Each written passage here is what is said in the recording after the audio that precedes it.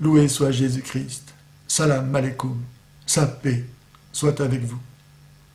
Le Coran reproche aux chrétiens d'associer à l'unique divinité d'autres divinités, comme la sourate 9 et le verset 31, ou bien le verset 28, 113 ou 4 de la même sourate le rapportent, parmi tant d'autres.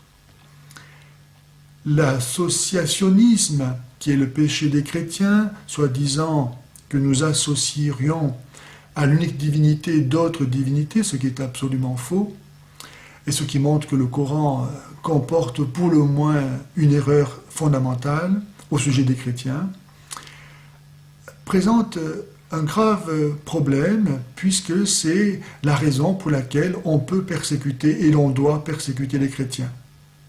Mais cela repose sur rien de réel, car les chrétiens ne associent aucune divinité, aucune créature à l'unique divinité. Par contre, l'islam montre par là qu'il n'existe en fait qu'en s'opposant au christianisme.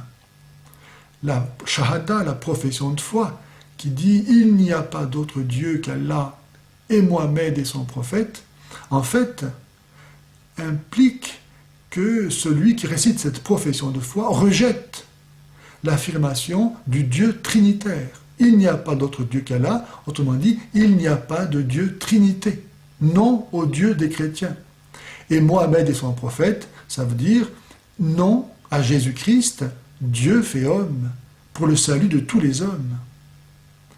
Ainsi, on voit que ce rapport de l'islam au christianisme est basé, malheureusement, sur une erreur, une incompréhension, un mensonge.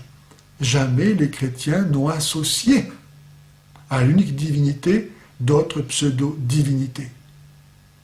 Il faudrait que les musulmans se rendent compte de cela, car les conséquences sont graves.